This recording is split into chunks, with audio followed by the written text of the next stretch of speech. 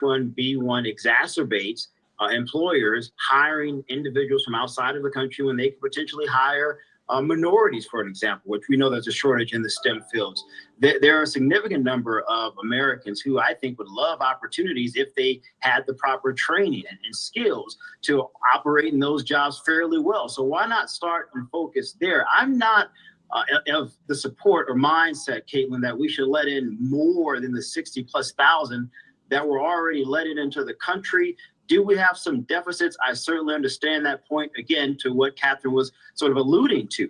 But I think by focusing on increasing domestic skill development, you can decrease the furtherance of those deficits by virtue of saying, you know what, we're going to spend more of our time, more of our dollars educating our own citizens to compete for these jobs versus saying, let's increase to 100,000 or maybe even more for employers to bring in individuals from India, which is a predominant country where many of them come from. I don't agree with that at all. And I think folks in the MAGA world have every right to be angry with Vivek and Elon Musk. Yeah, well, that's an interesting point because I saw that argument being made, but also I saw Mark Cuban, Mr. Mayor, responding to that saying, well, and I think we have what he had posted, quoting to Elon Musk and Vivek saying, well, everyone, argue college is overrated. If you're arguing we need to have more homegrown engineers, don't we need more kids who are going to college? I mean, I think he's being a bit sarcastic there, but that is kind of the dual arguments that you see sometimes from this political orbit. Look, I see a couple of things going on here. First of all, I have to say I agree with Elon Musk and Vivek Ramaswamy. I think they're pointing out the reality that we're living. You could say, and I hear Shermichael's point, I disagree with it, though, because I think it misses the fact we want to get to the place where we can maximize the use of our own talent in this country. Let's bring in the best and brightest from all around the world. Let's really make our economy stronger. Let's become even more, in fact, to elevate the whole country and to create more opportunity for Americans of all kinds in the tech field. So I don't know why on earth we wouldn't want to grab all the talent out there, especially because if we don't, our competitors will. I think it's also fascinating that we're seeing this kind of open conflict. I think it's going to be the first of many. And of course, that speaks to. If we're going to do this, we need to set some rules. Your behavior Munchie B, Loose Cannon, and Brick Baby. Without stating the obvious, this situation is ironic for Loose Cannon and Brick Baby because Brick was just recently in the same position. Adam22 would even ask Loose Cannon about Brick Baby's cigarette situation in that same peanut butter interview. When DW and Brick had that incident where DW accidentally said that about the cigarette, how did you feel about that whole thing? Were you mad at DW for that? Or were you mad at Brick Baby for not turning up on him? Less than 3 seconds after Adam hangs up with Munchie B, Loose Cannon and Wack 100 would call into the show, and Brick Baby and Loose Cannon would take things left field. Oh, now we have Wack calling. That's cool. What does Wack want to say? Wack calls into every. The president-elect has spent some of the days leading up to Christmas talking about retaking control of the Panama Canal, accusing the country of charging excessive fees for ships utilizing this critical waterway to cross between the Pacific and Atlantic Oceans. The rhetoric clearly not sitting well with Panama's president, for one, who told CNN that Donald Trump's stance is, quote, totally irrelevant. That is a manifestation of gross ignorance of history. The canal will celebrate 25 years under Panamanian hands, under Panamanian administration on December 31st. So all those speculations and all that range of eventualities that are not going to happen, well, I leave them there as totally irrelevant issues and quite bordering on historical incoherence with what the Panama Canal has been, is, and will be. It's not just Panama. The president-elect is also reigniting his push to buy Greenland, all in the name of national security, he says. CNN's Steve Conturno has the very latest for us. Panama isn't having it, Steve, but what are you hearing about why this push from Donald Trump now? Well, it's a fair question, Kate, because for a lot of Trump's inner circle, this has certainly come out of left field. It's not something that he talked about during the campaign at all, and he has not necessarily made it a priority up until the point where he just suddenly posted to Truth Social about it, and he obviously doubled down on Sunday, and it's sort of part and parcel with the rhetoric we have seen from Donald Trump in recent days, not just Panama and not just Greenland, as you say, but also teasing this idea that Canada could potentially be absorbed as a 51st state. Now, that appears more as an attempt to needle the Canadian Prime Minister, Justin Trudeau. But it does seem like this idea that Trump wants to buy Greenland and wants to pressure Panama and potentially take over the Panama Canal are serious endeavors. And as you said, it's not just the Panama president that is pushing back, but also the people there as well. Take a listen to what some of them told CNN en Español. That will never happen. That will never happen because you will have to kill all the Panamanians who live here. All Panamanians of all ages, of all classes, and of all social conditions, and with all political beliefs, have to close rank at this moment when the country demands that we defend the canal. Those are harsh words from the people of Panama, coming just a week before the country is set to celebrate the 25 years of ownership and control of the Panama Canal. And look, they're not the only ones pushing back on Trump's expansion plans. Greenland has also said the country is not for sale, though they are open for cooperation with the incoming administration. Kate. Stephen Turno, thank you so much for the reporting. Sarah. All right, joining us now to discuss, CNN political commentator Maria Cardona and founder and principal at BlueStack Strategies, Mara Gillespie. Okay, Donald Trump certainly did not run on any of this. And I know you all remember back in the day when he talked about buying Greenland before. Now he's added taking control of the Panama Canal and making Canada the 51st state. Why is he doing this, Mara? This is not what the American public, not what he ran on, certainly. Why is he talking about this right now? It certainly has Republicans like myself concerned because it certainly doesn't follow along with his America First platform, kind of deflecting to land grab issues that were not what the American people voted on Election Day. Just gives us pause about what it is that his plan is for addressing the real issues that Americans were concerned about and voted for him in November, mainly with immigration and with border control and with the economy. And by picking at Panama and Greenland as a land grab thing, as opposed to actually having policy issues addressed, it's concerning. And I think it just goes to deflecting because he knows that right now there is a lack of leadership in the White House. There isn't much being said. And so he's seeking any and all attention and trying to deflect from the fact that he doesn't currently have a plan. And that should give cause for concern for a lot of Republicans right now. Well, 3 former Panamanian presidents have signed a joint declaration with the current leader asserting sovereignty over their country's canal. It comes just one day after Jose Raul Malino said every square meter of the canal and its adjacent area belong to Panama, and it will remain that way. On Sunday, Donald Trump slammed what he called unfair fees for U.S. ships passing through the crucial waterway, and he threatened to reclaim the canal America once controlled.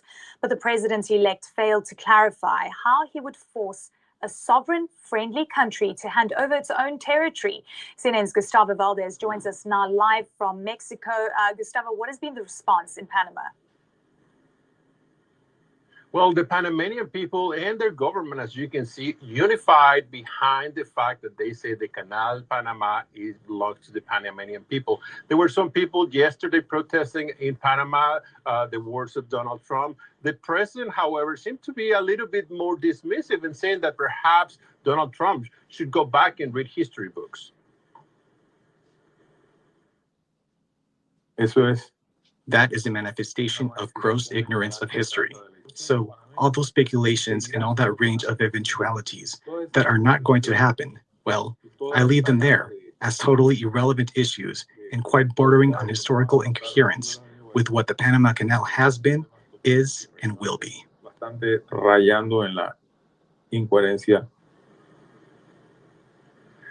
President Molina speaking to CNN and Espanol contributor Andrés Oppenheimer, who is going to have a full interview this Sunday on CNN Espanol. He also highlighted the economic impact that the canal has in his country, saying that this year alone, they got more than $2 billion revenue from the canal, and certainly they are not going to go willingly to give up control of the canal. It's actually not clear what Donald Trump could do to regain control of this area that was given back to Panama. They're going to be celebrating 25 years on December 31st since they took over of the Canal de Panama.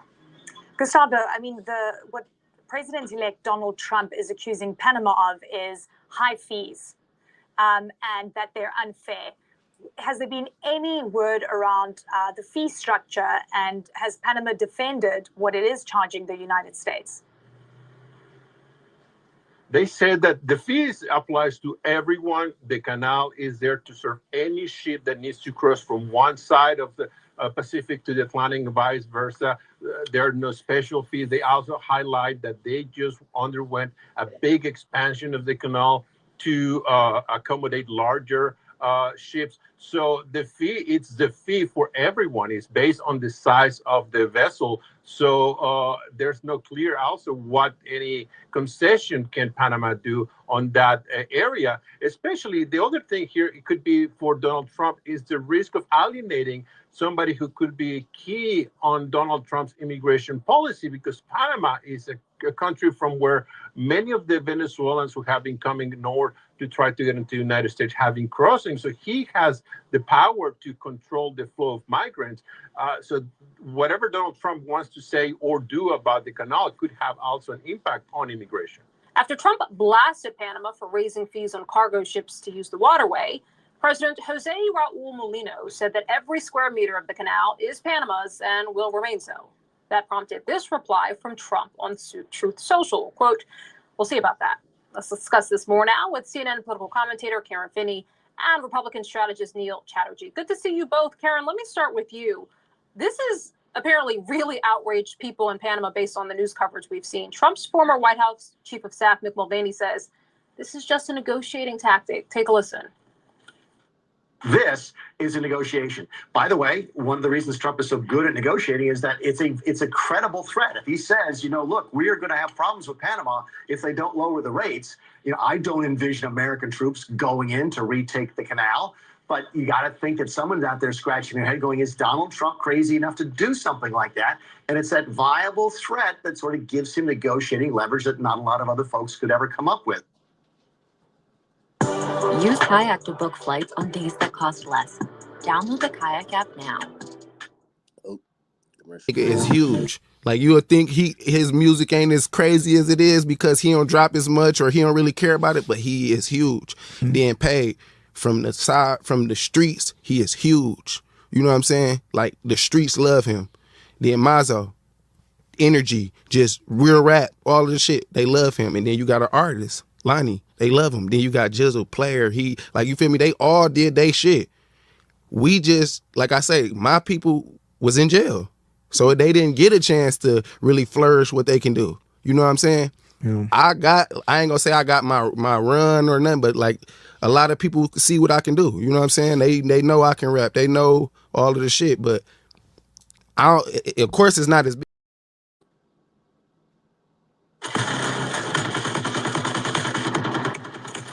As Genetic has shown, these Kemetu would have encountered an already existing stock of people living in Mesoamerica. They would have been concentrated in one area, the port of arrival in the Americas.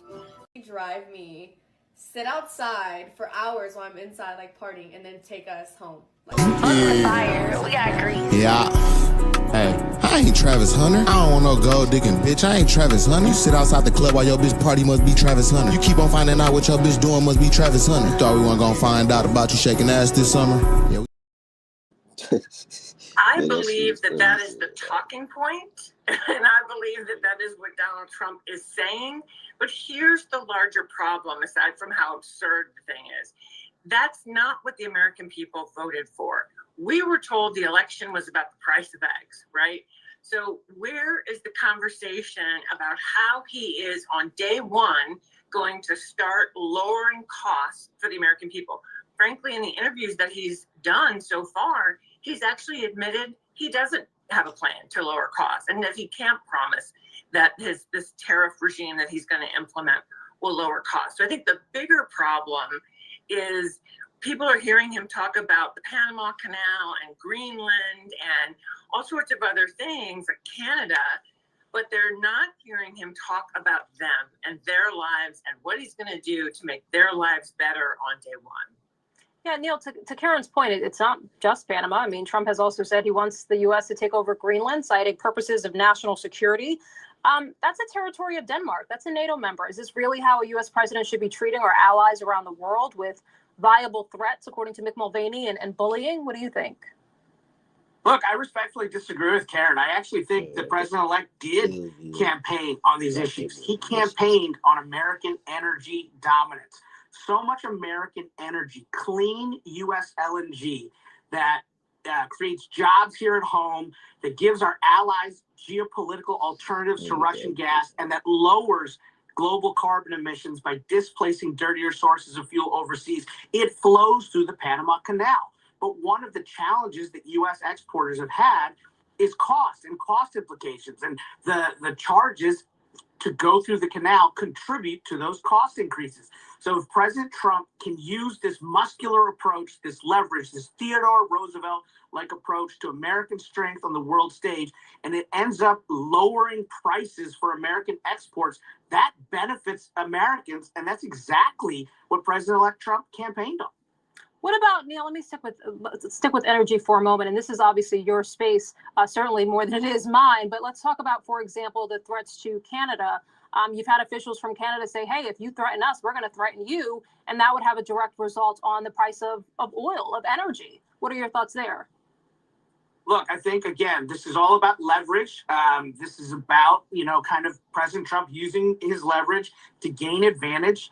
And it's worked. In the immediate aftermath of him kind of needling Prime Minister Trudeau came down to Mar-a-Lago to kiss the ring. And he is in a very weakened position in Ottawa right now. And a lot of that is because of the concerns that, his Canadian allies have about whether he is tough enough to deal with Donald Trump. And the end result will be greater impact for American consumers, for American voters. Some of the headlines we've got, Trump is teasing U.S. expansion into Panama, Greenland, and Canada.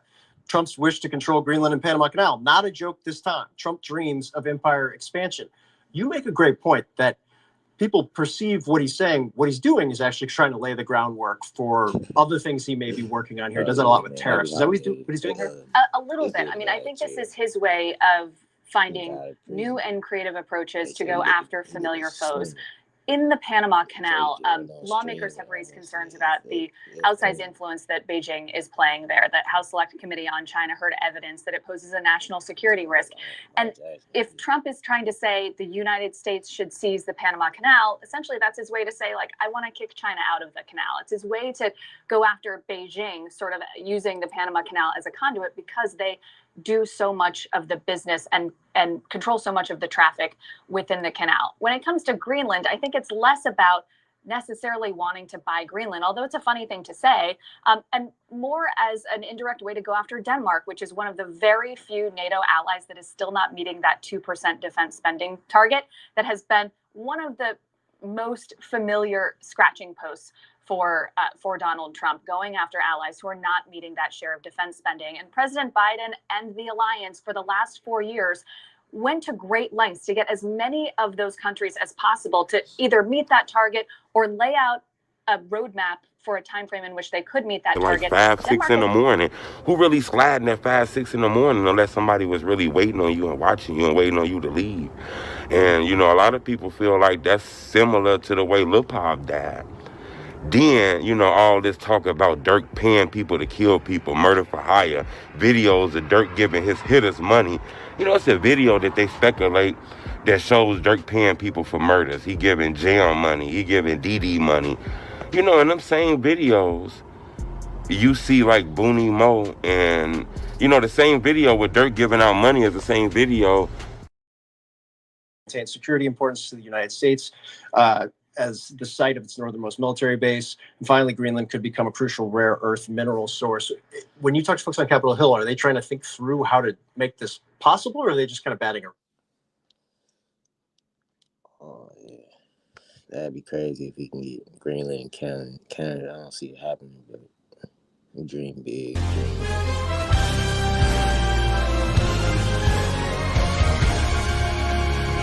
Between Munchie B, Loose Cannon, and Brick Baby. Without stating the army, you didn't say nothing when he said that in front of you. This is the immediate enemy who used a derogatory.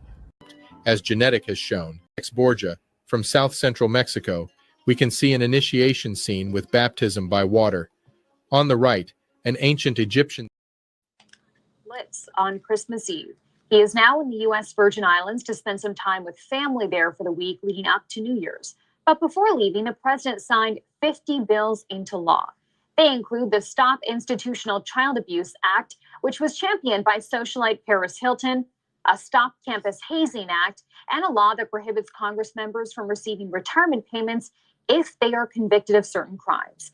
CBS News congressional correspondent Scott MacFarlane joins me now with more on this.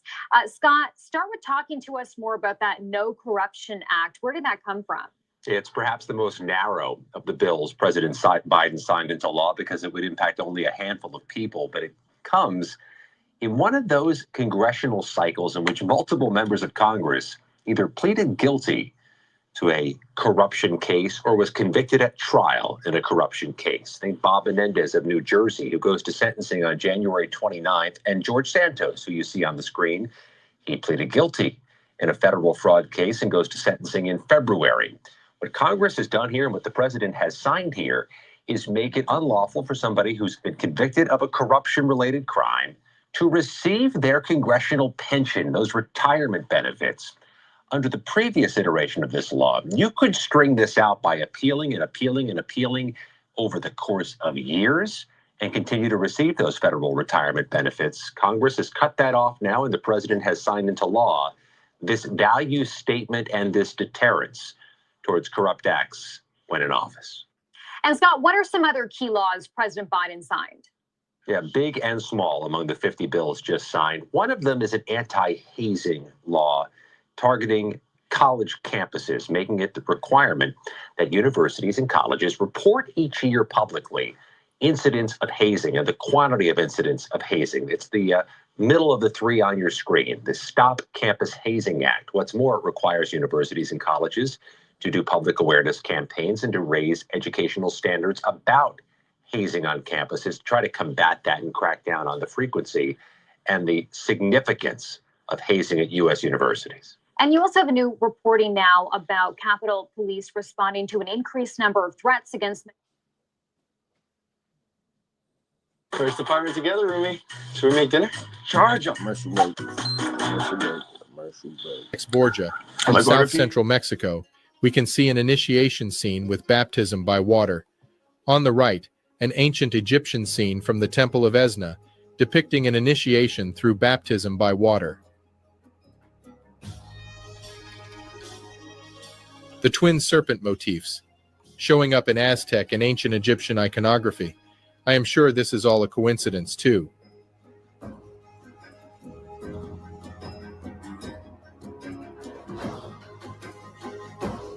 The Mayan half-jaguar and the Egyptian sphinx, both of them sporting the same paws.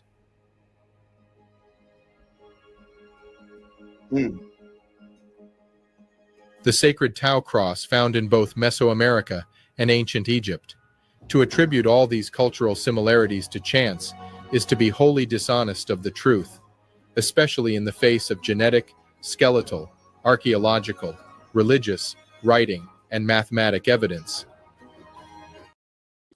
President-elect launches scathing attacks at Biden. Trump slams Biden's death penalty commutations. Trump calls outgoing president sleepy. War of words erupt between Trump and Biden. U.S. President-elect Donald Trump launched scathing verbal attacks at death row inmates whose sentences were commuted by Joe Biden. The president-elect told the prisoners to go to hell in a scathing Truth Social post. In the lengthy two-post statement shared on his social media platform, he also aimed at the president, calling him Sleepy Joe and dubbing the Democrats radical left lunatics. The president-elect, who has been a long vocal advocate of capital punishment, slammed Biden's decision on his Truth Social platform. In a social media post, Trump wrote that 37 most violent criminals who killed, raped, and plundered like virtually no one before them were just given a pardon by Sleepy Joe Biden. I refuse to wish a Merry Christmas to those lucky souls, but instead will say, go to hell. Remember, President Biden announced on December 23 that he was converting the sentences of 37 of the 40 federal inmates awaiting execution to life without the possibility of parole. They included 9 people convicted of murdering fellow prisoners, 4 for murders committed during bank robberies, and 1 who killed a prison guard. The announcement drew sharp criticism from U.S. President-elect Donald Trump, who lashed out at Joe Biden for commuting the sentences of almost every American federal prisoner on death row. U.S. President-elect Donald Trump on December 24 said that he will direct his Justice Department to actively seek the death penalty to protect Americans from violent rapists, murderers, and monsters once he assumes office on January 20th. President-elect took to his Truth Social platform to respond to Biden's actions, emphasizing his intent to aggressively pursue the death penalty. According to reports, during his first term in office, Donald Trump resumed federal executions after a nearly 20-year pause, overseeing the executions of 13 people. That figure was higher than any president in modern history. According to Gallup polling, while people in the U.S. continue to support the death penalty for crimes such as murder, that support is at its lowest point in decades, dropping from 80% in favor in 1994 to 53% in 2024. In the same period, the opposition rose from 16% to 43%. Biden, who opposed the death penalty during his presidential campaign,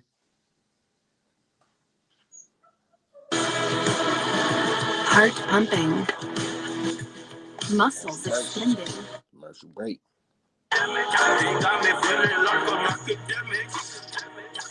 Rodrigue Cal says, thank you for the tennis, says, yo, why is Drake skipping you, gang?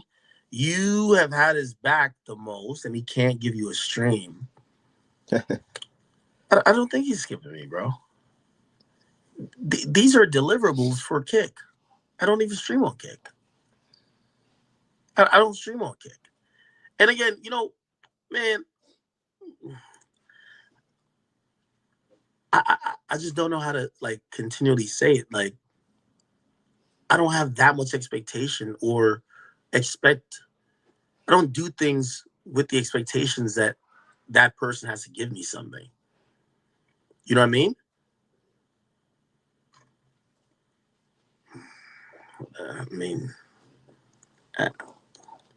I don't know if I'll ever have like a good answer for that for y'all.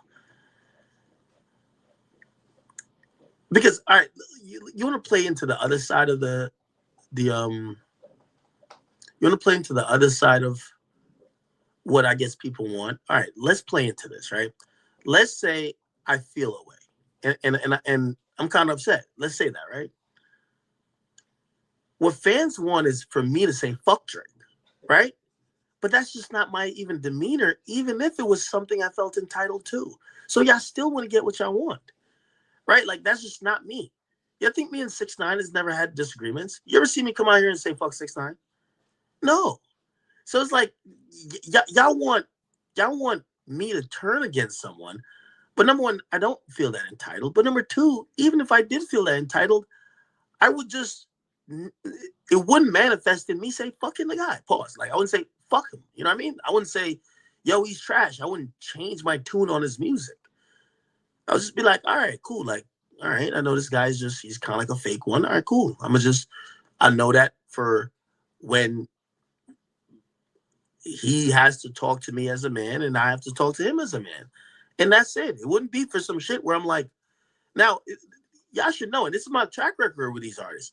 It's only when these artists go public with me, right? The only way you would ever get me to say something crazy about Drake, and once y'all gonna bait it now, because I'm gonna give you the key.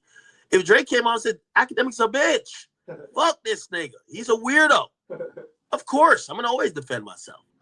But to feel disappointed by an artist or whatever, what do you think I'm going to just, like, I'm not a girl. You know what I'm saying? Like, you're not going to hear, I know what y'all want. Y'all want me to say or go on a campaign that I've gone on versus many artists against Drake.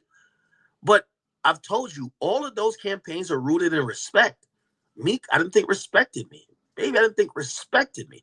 Even SZA, I think she didn't respect me to have a conversation. So we had one publicly. It was never that I thought that these guys owed me anything. I never thought they owed me money. I never thought they owed me nothing. So, like, I know what y'all, again, even if I did feel that way, it wouldn't be anything that would benefit whatever y'all narrative is, because you wouldn't hear me say, oh, man, fuck Drake because he doesn't know. Me supporting someone isn't dependent on them giving or throwing me a bone. I'm not a girl. I work for everything I got. I absolutely, I'm very proud of that. And that actually liberates me. Because if I need to criticize somebody, they can't be like, I gave you your career. Like, you think Drake could say, like, yo, oh, I gave you your whole career, bro. You can't say nothing bad about me. No. And I like to maintain that independence. But yeah, again, I know y'all want to hear me go on like some super anti-Drake rant. And again, I'm always just saying, for every artist in the game, if we deal with each other as men and as people and people of respect, yeah, I might not like your music or I might not like a song, but I'm not gonna go out and like on a vitriol, hate-filled rant. Nah. You get what I'm saying? Like, bro, it's a little bit of integrity, my nigga. Bro, you understand. So before I talked to Baby, they said it. They're like, yo, we can set it up where y'all talk. I said, bro, this isn't about an interview. I keep saying that to every artist. This isn't about me getting an interview. I said it to Rod Wave. I said it to Baby last night. I said I wouldn't care if it would be you pull up on me and we talk as men. Let's have conversations. I want to know you respect me and I respect you. I don't walk around this industry thinking I've never gotten anything from anyone. It's never been a time that I felt anyone gave me anything, ever. So you could say, oh, no, act a hoe because he don't feel entitled. I'm sorry I feel entitled. I don't feel entitled.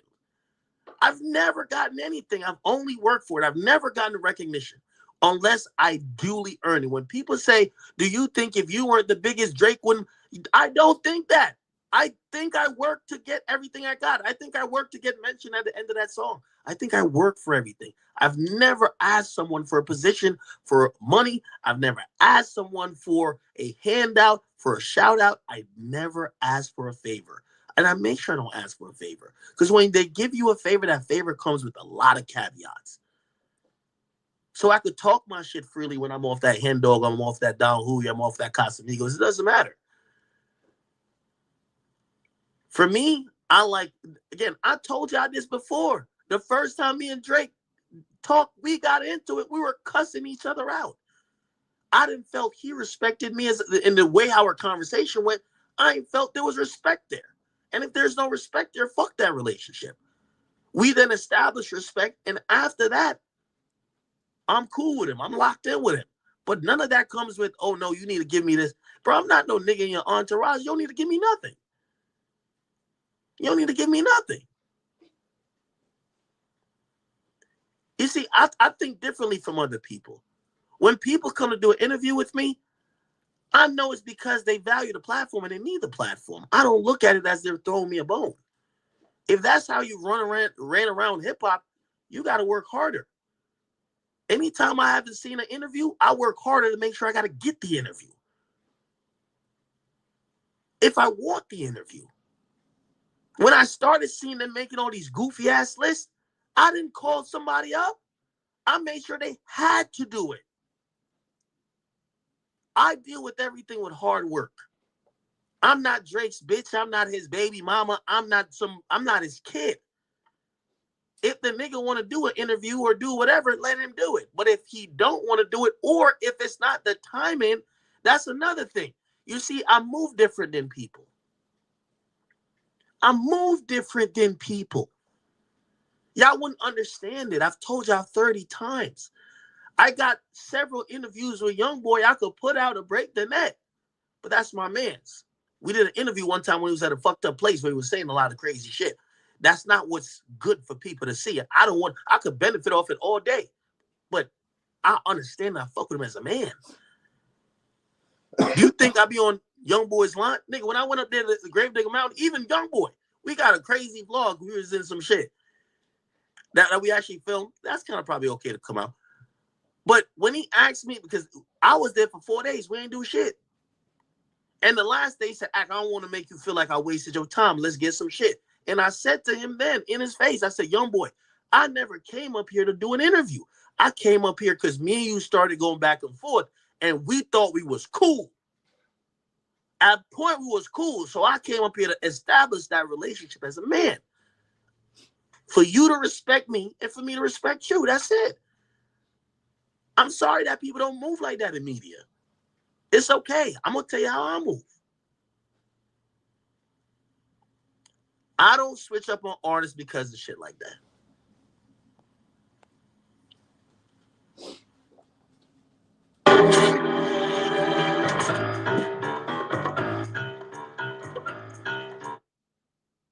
Send and receive your thanks. Courier, now on Uber. Nope. No, that ain't mine. Oh no, is this like an in the pool party? Can't get in there. I need food. Commercial break. Can't swim while I'm eating. Don't kill. As Genetic has shown, these Kemetu would have encountered an already existing stock of people living in Mesoamerica. They would have been concentrated in one area, the port of arrival in the Americas, and over the centuries, they would have merged with the existing population. This figure was quite distinct, and they found in the dry areas of the Olmec world skeletons that could be linked with continental African types, Africoid types. Professor Wierzyński, a Polish skull expert, showed that these were African type skeletons. I mean, look at the heads of the Olmec kings and compare them to the one in the middle, the head of Taharka, the Egyptian king. How is it even possible to say that these heads are not African, and their features would be seen in the population of the area today? And this is exactly what genetics is showing us. That the settlement story of the Americas is much more. Yeah, man, go look up that petition, change.org. Look up my name, Pharoah Finley. Just a commercial break. Yeah, here I come. I'll only give you this because I see the Cardi fans in there. There was a situation that happened. This is behind the scenes. I don't know if I ever said this, but Cardi said, "Act for the next album. Me and you, we gonna sit down. We gonna do an interview." Fuck with Cardi. I ain't never once pushed for it, ever. He brought the idea up to me. I never said, "Give me an interview." He said, "Act. I want to sit with you." He told me this over a year and a half ago. Forgot what it was, but I think Cardi, he was putting certain shit up. I think I ain't posted. I forgot. There was some other shit happening. It was nothing to do with him. I fuck with Cardi. Cardi's my mans. Cardi messaged me every day, bro.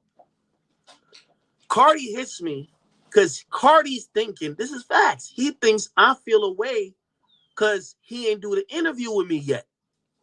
And remember, he had went on Aiden's stream. It was some actual, I don't want to, there's some other shit that was happening. Nothing with Cardi. Cardi's amazing. Cardi hits me and Cardi said, "Yo, Act. Yo, bro, you know I care about you support me, Act. Like, damn, I don't know if you support me." He's like, "Yo, Act. Yo, you got Zoom?" This is after you did the shit for $2 million, whatever, with Aiden. He said, "Act, you got Zoom?" He's like, "Yo, bro, like, I can tell you not fucking me right now. I'm coming on your stream. Because maybe you feel a way about that." Nigga, I told Cardi, don't come on this stream, nigga. I said, Cardi, that's not what it is. Hold on. It's not what it is. And also, when we do our thing, we're going to do it in person anyway. But it's cool. But I told him not to come on this stream. Again, maybe I'm different. Because Cardi's the biggest artist in the fucking world. And I told him, I said, bro, no, we don't got, no. I'm not, you thought I was not fucking with you because I felt that way? No. It's because of this right here. I couldn't post this shit because of this shit right here. I won't say too much about it. Always said, "Oh, okay." Then we had a conversation about that. Then we've been perfect since. I'm trying to tell y'all. So it's like, I don't look at my relationship with rappers as them having to give me things. When it's meant to be, yo, I supported Dirk when he was dropped from the Borgia, label. from South Central Mexico, we can see an initiation scene with baptism by water.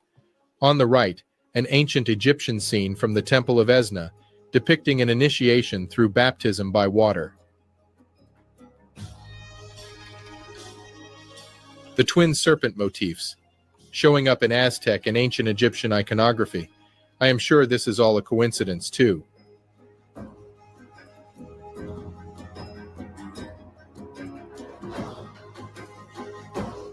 The Mayan half-jaguar and the Egyptian sphinx, both of them sporting the same paws.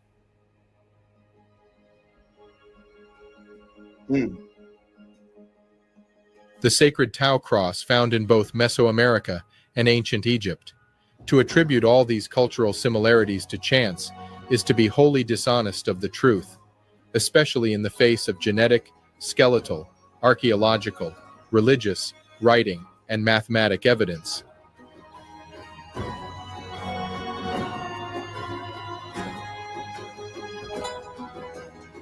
Oh, and the Tau cross also shows up in Göbekli Tepe. And the similarities go on and on and on, all of them pointing to the same origin, the Black Africans from the Nubio-Kemetic civilization as the initial wave of civilization influence in Mesoamerica, and the multiple subsequent waves from the same stock, but this time from West Africa.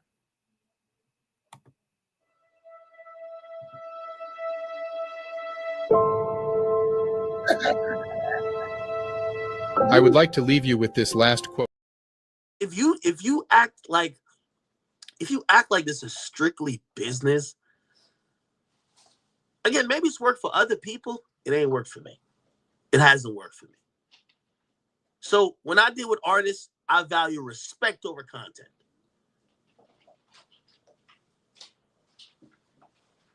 When 21 put me on the phone with Meek, I could have been like, "No, we gotta do it. I don't want no interview." Like, nigga, if we can't respect each other as men, why the fuck we gonna get to an interview?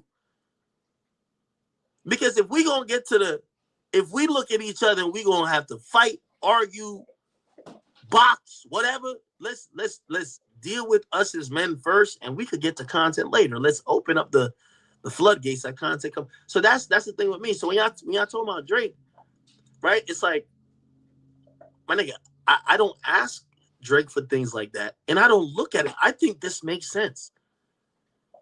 Now, I'm going to be very honest with y'all, and because some of y'all might really think I'm lying, even though I'm telling y'all the God's honest truth about everything. If Drake did 5 regular interviews right now with like people who may not really fuck with them or whatever, like say Drake did an interview with Elliott Wilson or like whatever right now, I'd be like, I ain't gonna lie, that's kind of fake. I'm gonna be honest, I would feel like that, right? But the nigga's not. These aren't interviews, my nigga. These are fucking streams with him gambling. They're promoting gambling. They're promoting gambling. Drake's just smart enough to just diss a few ops that it goes viral that his gambling contract was $180 million. If Drake did 5 interviews with like Gillian Wallow, Joe Budden, whatever, and be like, damn, nigga, during this whole battle, niggas was kicking your back and acting the only one was like really looking and seeing your side. Even then, I wouldn't even say nothing. I wouldn't say nothing like I expected nothing publicly. I would just be like, all right, cool. So now when Drake hit me, I'm gonna just know how to deal with him. That's the nigga you deal with. You deal with how you deal with because how you see him move. That's it. But me coming online to bitch and moan and to just switch up because I didn't get an interview, that's just not gonna happen. You get what I'm saying?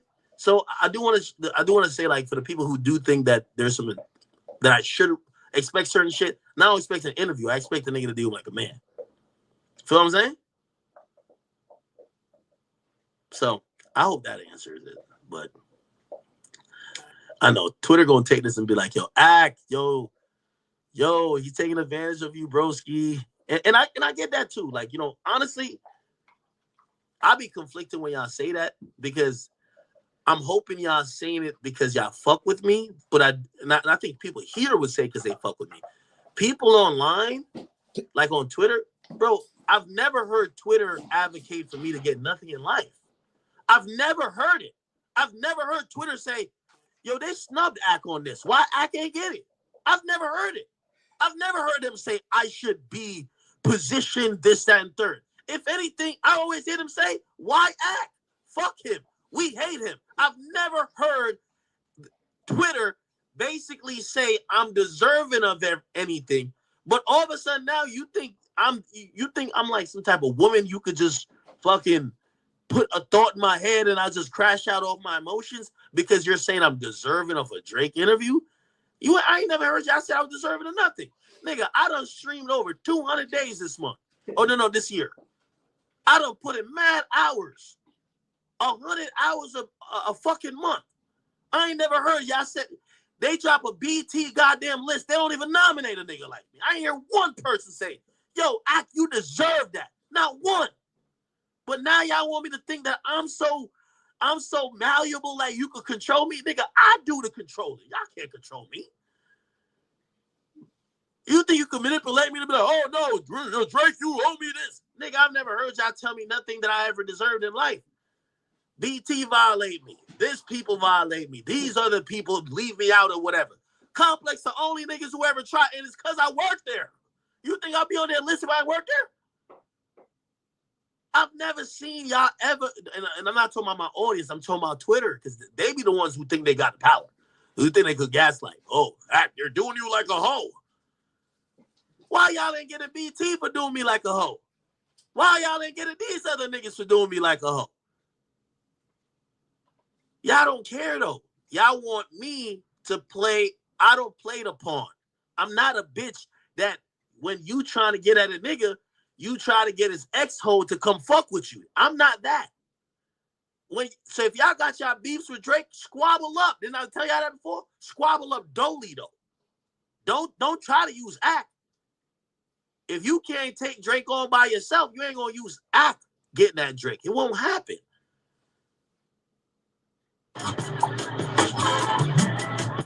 Yeah. eBay.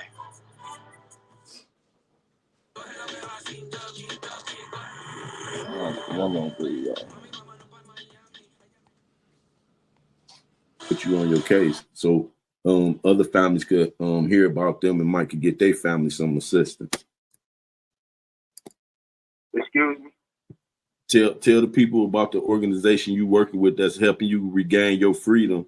So if they got some loved ones or they need some help, that they could reach out to the same organization and get some of the help that they need. You talking about Stato? Yeah.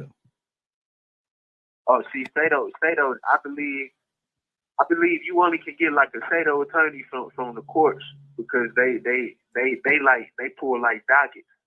You can't like pay these attorneys. Okay, is they an organization, or you know what I'm saying? What are they exactly?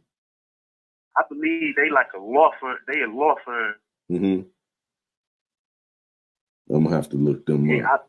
The attorney that I had in the trial court, she gave the lawyer that I have now. She gave her my case like hand to hand. Mm-hmm. I believe like she got help to be able to give me these attorneys. I was blessed to be able to get these attorneys like for free. That's what's up. So how you think? How you thinking? Looking with the issues now. Why you wait so long to get it? Why you wait so long? Because it was a process. Once we got convicted, we had to go back to the trial courts to preserve some issues that my trial attorney didn't preserve. That's the real reason for us going back to the trial courts for a new trial. Because if you don't bring certain issues back in the lower courts, then you can't bring them back. You can't bring them back in the courts that's up. So we had to preserve some issues so we can bring them up in the Court of Appeals. But that process took like almost a year by itself. And what it's been like for your family after y'all caught this case? And for the people who support me, I don't mind y'all having those opinions because y'all want to see your boy flourish, and I love y'all for that. You get what I'm saying? for the people who are, you know, they're trying to do proxy wars. Okay, we want you to get at Drake to help our agenda. That's just not what it is, man. Like, look at my history. I've held down, and for as much as people say Ack is a dick rider, name a nigga who fell off that I used to fuck with heavy that I don't fuck with, and I'm going against him. 6ix9ine still my man. He dropped something, I still posted. I'm not the person who's a fly-by-night nigga. When that's why I tell people, deal with me like a person, because when I fuck with you, I fuck with you. I'm not gonna be the person who fuck with you, then you're irrelevant, and I don't fuck with you. That's the whole game. So who you want on your team? You want a nigga who, hey, when he fuck with you, it don't matter if it's seen like you winning. Because everybody, listen, you know, they're trying to act like I'm on the losing side now. 7 months ago, I was the biggest on the winning side. Now they're saying I'm on the losing side. You sure you don't want to switch teams? I don't want to switch teams mid-game. I'm sorry. That's not me. Maybe that's y'all. Y'all are the niggas who play the computer, and then the computer go up 30 on Madden, and then you go to the settings, control the settings, and then you switch teams. I don't do that. Okay? I don't do that. All right? And, you know, again, young boy in jail.